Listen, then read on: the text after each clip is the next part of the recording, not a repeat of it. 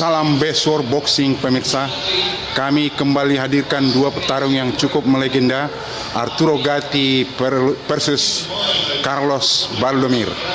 Kedua petinju ini sama-sama pernah mendapatkan Fight of the Year, dan Arturo Gatti 4 kali nominasi Fight of the Year, dan tahun 98 dia pernah meraih Fight of the Year.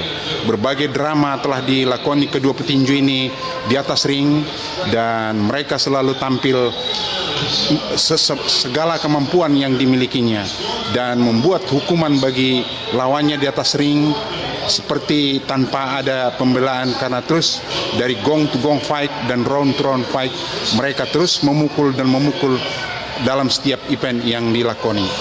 Inilah bagaikan drama tanpa skenario, dan skenario yang tidak di